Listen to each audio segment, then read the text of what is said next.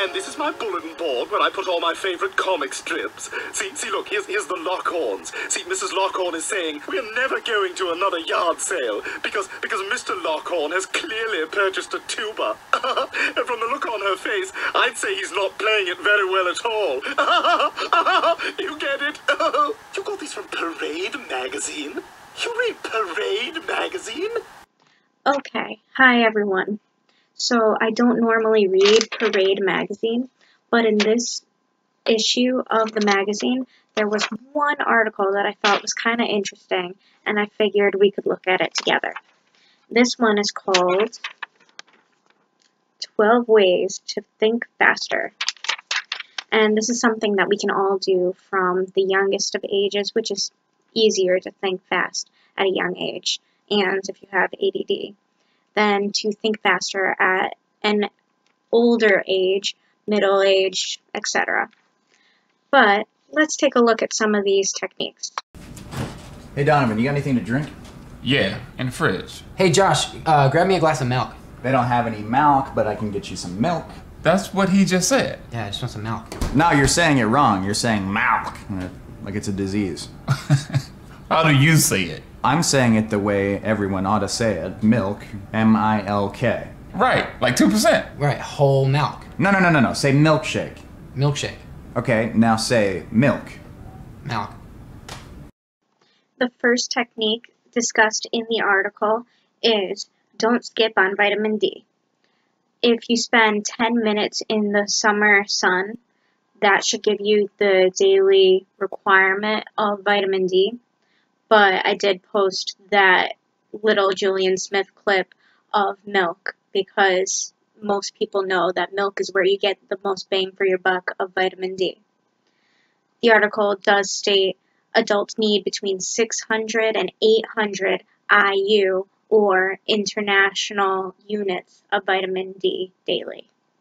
Do you ever get that feeling in your gut that something is the right or wrong decision, but you don't know why? Our intuition is often deemed as mysticism or linked with telepathy and premonitions, but is there a science behind it? Should you trust your intuition? Understanding something immediately without conscious reasoning is less about seeing into the future and more to do with pattern recognition. Complex decisions like buying a house, while many believe careful thought with the pros and cons list is best, one study actually found that participants made better choices when they went with their snap decision. Strategy number 2 states that you should trust your gut instincts. And while that kind of sounds new agey, the video that I posted here has a lot of scientific evidence to back up using your gut, that it's not all prophecies, but it's really based on pattern recognition. Protective detail rankled when they hit puberty, and I was sure that they would refuse their bodyguards when they left for college. Excuse me, can you actually read that fast? Our conscious minds can process 16 bits of information per second. Our unconscious, however, can process 11 million. Yes, I can actually read this fast. As for our third technique, speed reading the right way. Now, I'm not sure what they mean by the right way. They say mobile apps teach you. There's a bunch of YouTube videos. What I found for helping myself speed read is keeping your brain cognizant of the fact that you're skipping articles, words such as a and the. Also, punching up those larger words to make sure you don't skip them. Using a ruler to limit your field of vision and constantly moving it down each line as you take in information. That helped me learn how to speed read. But I don't think that I'm going to be at Dr. Reed's level from Criminal Minds.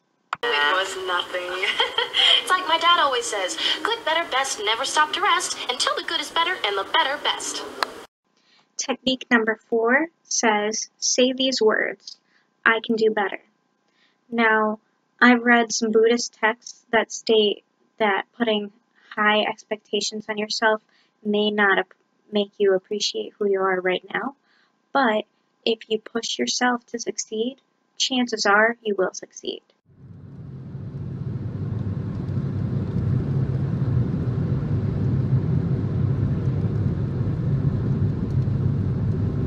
for all of those 16 and over, go ahead and take yourself for a drive. That's tip number 5. And I really like the white noise sound of it. The article says that you use more of your brain power to focus on the act of changing lanes, and the rest of what your brain was focusing on, which is kind of distracting and hurtful to you, goes by the wayside so that you can stay alive. There you go, there you go. All right, Cher. Earth to Cher! Come in, Cher! Oh my God. Miss Stoger, I would just like to say that physical education in this school is a disgrace. I mean, standing in line for 40 minutes is hardly aerobically effective. I doubt I've worked off the calories in a stick of carefree gum. Technique number 6 states that if you wait about 4 hours after learning something new, you should do something physical. And if I'm going to be all sciencey about it, that physical activity relays the information into your hippocampus, which is the part of your brain that helps us learn quickly and effectively.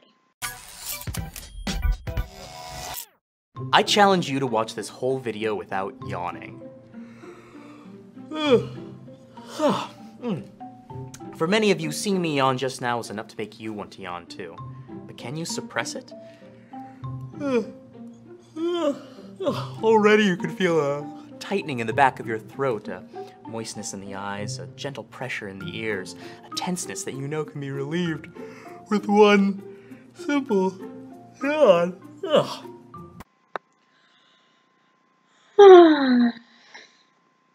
I tricked you. That wasn't a real yawn. But number 7 says yawn. Basically, your brain is telling your body you need oxygen to function better. So yawning gives you that extra oomph.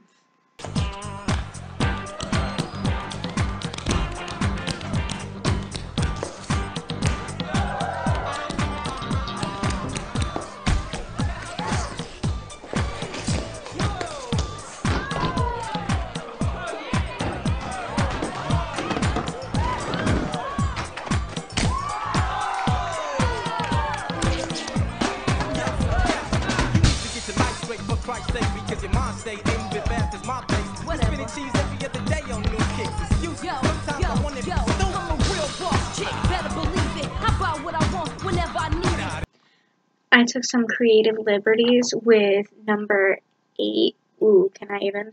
8. It says, pretend you're in Hamilton, but underneath, it really just states, research from the Dana Foundation studies the brain found that musical improvisation exercises or rapping, which require you to think on your feet moment to moment, improves your thinking speed overall. And that really makes sense because if you're in an epic rap battle, like with Eminem and Tupac and all of them, or if you're doing something like this, which is more mutually beneficial, then you think on your feet and you're able to react in a much faster way to try and think what's the next person who's going to be added into this mix going to do.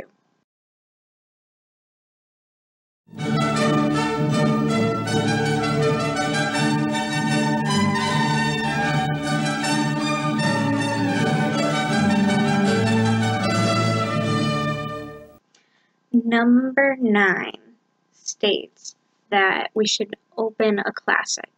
And yeah, I have the dusty old Masterpiece Theater in the video before this, but I absolutely adore Jane Eyre. Some of the books are a little more hard to read for the emotional element. Some are harder to read for the linguistic element, but a bunch of them are just too good not to live and not read.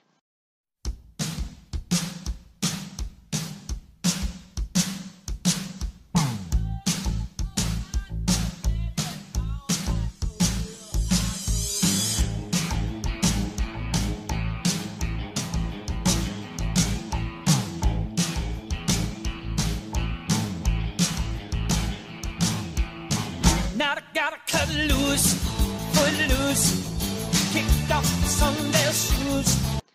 I had to add a funny element, but number 10 does state not just dancing or getting up like the physical activity we already discussed, but also working at a standing desk can really improve your overall ability to work. Studies from Texas A&M University have shown working at these standing desks improve the brain's time management, fact retention, and comprehension skills. So, all the more reason that you should be working standing up. And as a former teller at a bank, I knew that I was more productive when I was standing than when I was trying to sit down.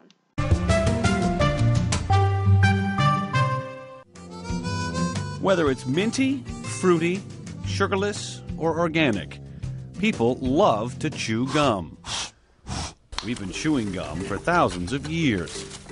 As early as the year 200, the Mayans made gum by scaling sapodilla trees, cutting into their trunks, and turning the white, oozing sap, called chicle, into a chewy treat. Number 11 actually states chewing gum can increase cerebral blood flow to the brain, which helps you remember words. A little factoid that the word dysnomia is when you can't remember the name of the word you're trying to think of for what you want to say. His reputation is expanding faster than the universe. He once had an awkward moment just to see how it feels. He lives vicariously through himself. He is the most interesting man in the world. The final advice this article from Parade magazine had to offer was, stay curious. If you ever thought you wanted to learn something or try something new, physically, mentally, emotionally, etc., try it. You never know what you can accomplish until you do. And while the beginning part of that commercial for you know what kind of product, I wanted you to really see the final part of that commercial. Stay thirsty, my friends.